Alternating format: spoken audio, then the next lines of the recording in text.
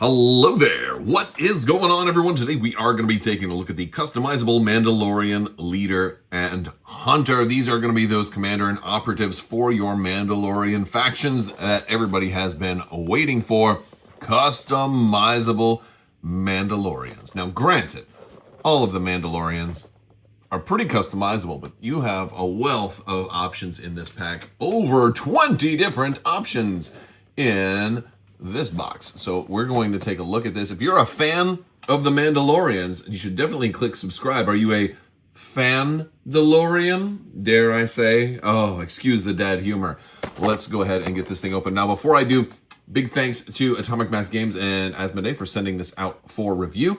If you guys want to check out more information about this, will be in the linked in the video description below. Also, there's a new round of the giveaway for a $25 Amazon gift card. You just have to be a subscriber and leave a comment on this or one of my other videos right now. And I want to hear from you guys. What color scheme are you going to go with for custom Mandalorians? And what do you think I should go with for these guys? Let me know down in the comments section below. All right, we're going to get this one open. We have sprues. Well, this is something. This is the first time I have seen the base on a sprue in a long time. Is this a new thing we're going to be seeing from Atomic Mass Games, where the base actually comes on the sprue? Look at that. That is, wow, these all look very different too. Very big, right? That B-37 there is much larger.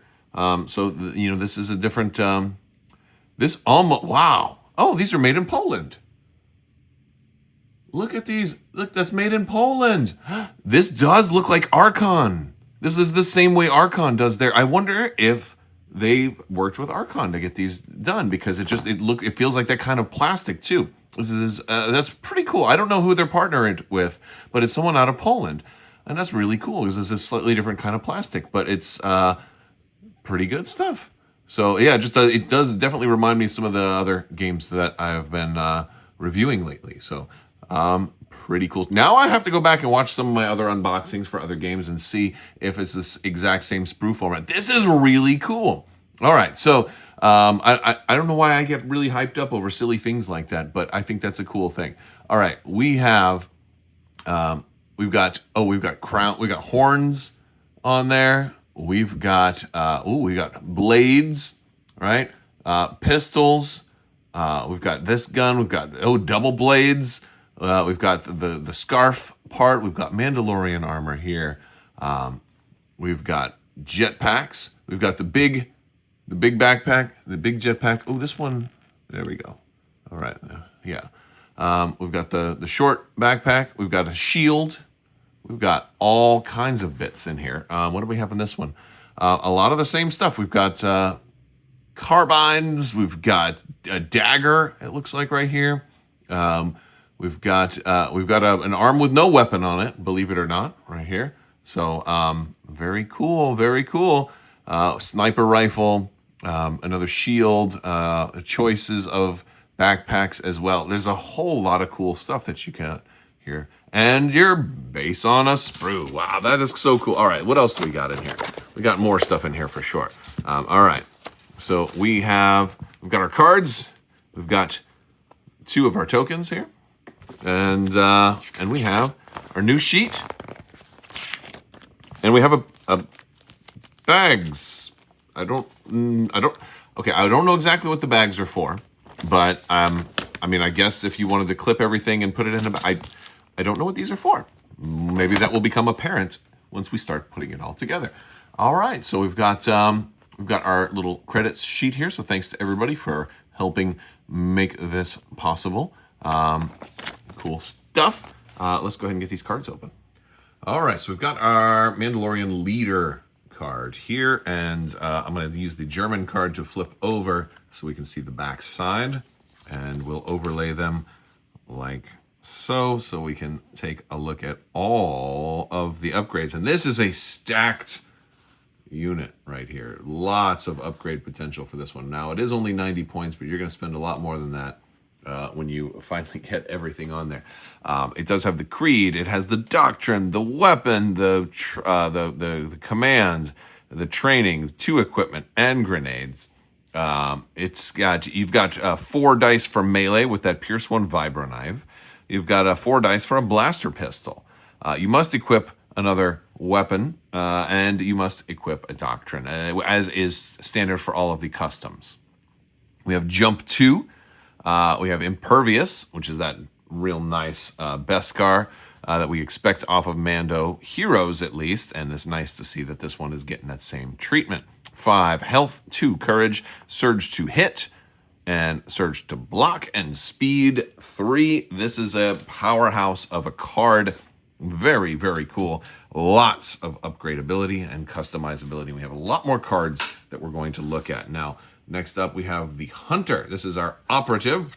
And again, we'll take the German version, flip this one over so we can look at our Hunter option here. Now, 75 points for an operative. Now, this one is also mercenary with the 4 factions, which is incredibly cool because now you can just take your own custom Mando and run him in a different faction, even factions that maybe didn't get too many Mandos. I'm surprised Separatists can get them in there, right? Like, what? That's very, very cool. So we have our own custom Mando before we got Jango Fett. So you can kind of make them semi-Jango-ish if you want, which is pretty cool. So, or when Jango finally shows up, you can have, Jango can have backup, right? So that's always cool stuff. All right, so we've got operative 5 and 2 for courage. No surge to block on this one, but we do have to have the surge to hit. Still speed 3. Still 4 dice for melee. Still 4 dice for ranged. 2 red, 2 white, and then 2 white, 2 black. In that department. Upgrades still pretty stacked. We don't have the command, but we still have the creed and of course the doctrines and the weapons and the training and 2 equipment and grenades.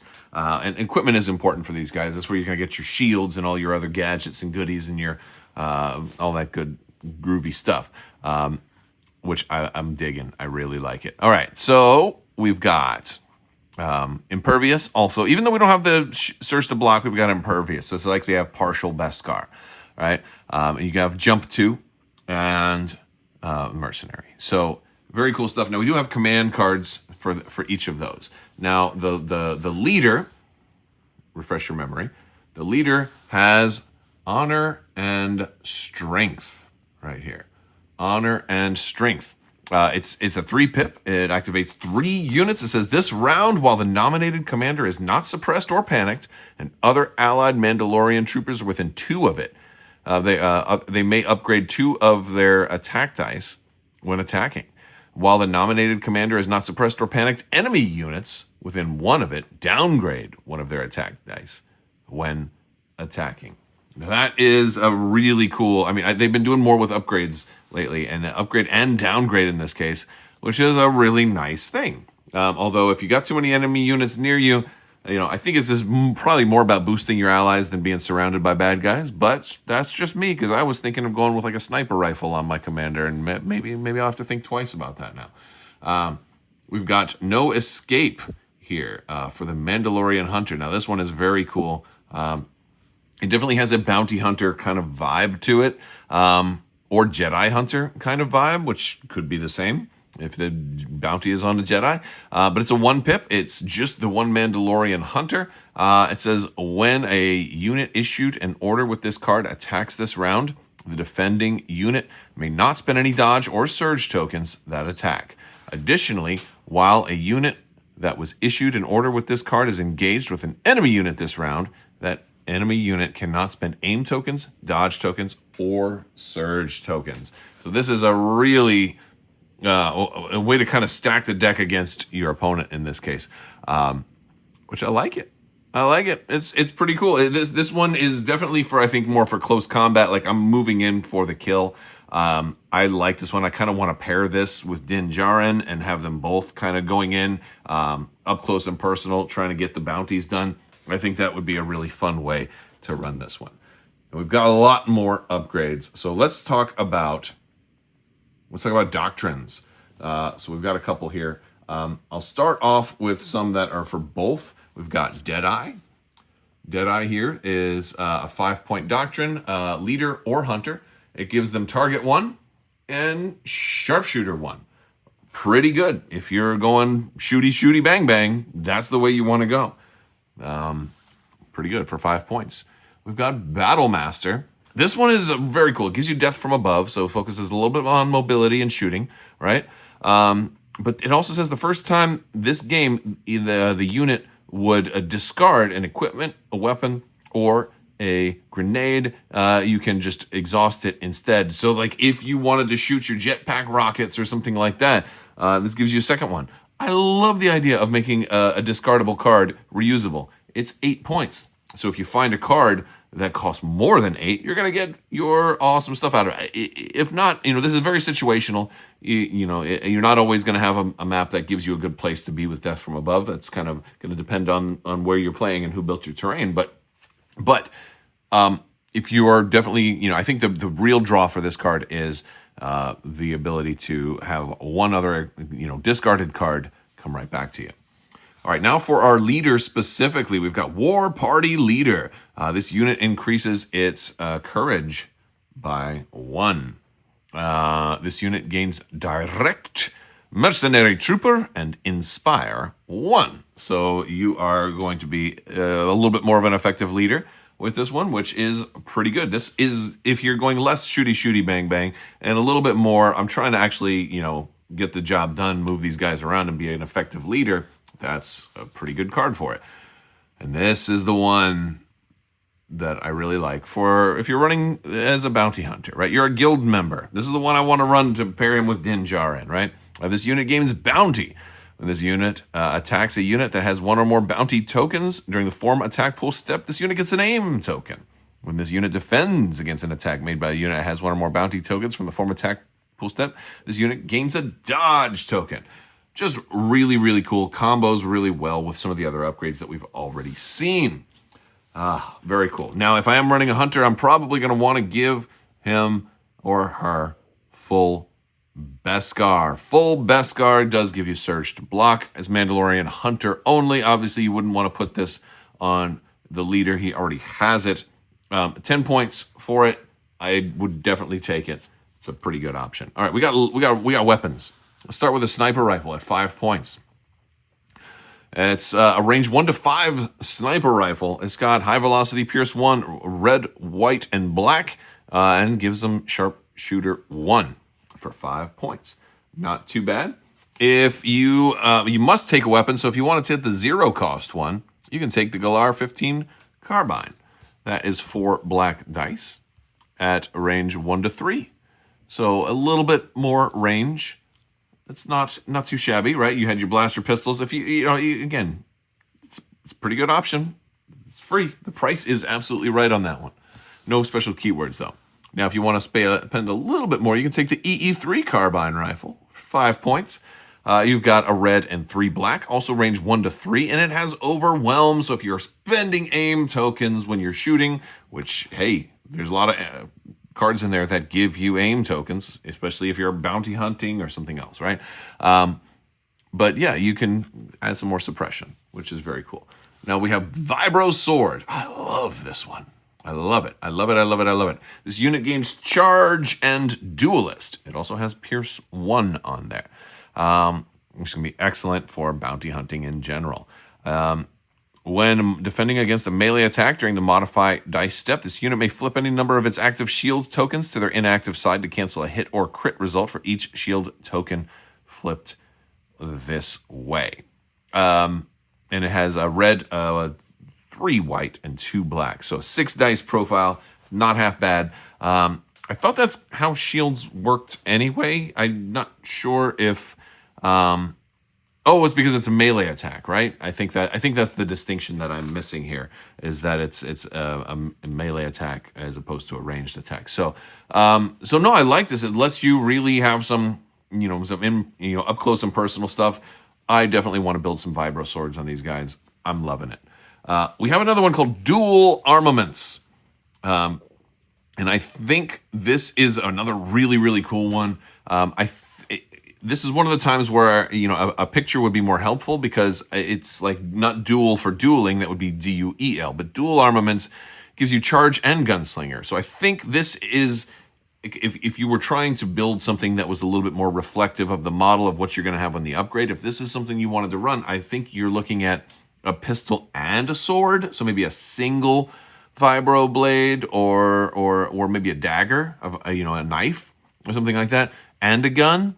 All right, I'm not sure, but because it gives you gunslinger and it gives you charge, it gives you these vibro knives, which are really cool, because that's 6 dice, right? 3 black, 3 white, and pierce 1 and high velocity, which is just really, really cool. What an awesome melee profile that is. So that's my thought, is that this one is like meant to be a dagger and a gun, but alternatively, you could do like one of the swords and a gun, because that's like, you know, I think that's close enough. I don't know. That's my thought for this one. So I've got a lot of options on how I want to build these guys. And those are our upgrade cards. I think that's everything. And of course, we have our tokens here in, you know, that new style. So I'm partway through assembly right now. And this is like a game changer for the way they've done Star Wars Legion stuff. Do you see these ball joints in here? You can have this helmet go any which way you want. You can look down, you can look sideways, left, right, you can look up. I've never seen them do a ball joint in here. And it's not just the neck, it's also the waist into the legs. You can have it true customizability, like on a level I've never seen before. You can have this thing go any which way you want it to go. This is going to be an absolute dream. I think if you haven't already pre-ordered this, you might want multiples. You may want a lot of different options. There's so many. Look, the arms look like they have it too, kind of ball jointish as well. Really, really cool. All right, now we have our custom Mandos built. There's so many options. I went a little bit simpler with this guy. I made him dual wielding. I liked the gunslinger upgrade, so I thought I wanted my commander to have that gunslinger upgrade. And my hunter, I went with the blades for the vibro swords, I really liked this option as well. I gave her sidearm pistol on her foot there. I decided to kind of have it like a boot mounted, a lower one, you know, and I went with like the Maul style helmet for that. And yeah, and then this guy has a cool helmet. It's got like a little plate here on the front of the helmet, which is pretty cool. There's so many options, and as I was putting this together, we have, you know, all these different gun options. We have a lot of regular head options too, if you wanted to have like the human head kind of sticking out, if you don't want to go with a helmeted option. But for me, honestly, there was no way I wasn't going to go and build Mandalorians and not have a Mandalorian head, Mandalorian helmet. Of course, you can always go with a human head and then put the helmet like on the ground and do things like that. There's a lot of cool stuff you can do. That's usually how I do my named heroes, but since these guys are custom heroes, I'm just going to customize them with their colors and not necessarily with their faces.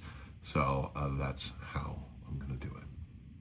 Also, I wanted to do a quick comparison because the plastic is a little bit different.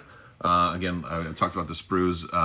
They're like made in Poland, right? So the plastic is a little shinier, a little bit darker. But I mean, not that there's anything wrong with that, but just to give you kind of an idea of expectation management. If for some reason you were playing with unpainted, unprimed miniatures, this is kind of a difference in the way that the plastic looks. So there you go, a little bit darker, but not that that's a bad thing. Just that's the way it is.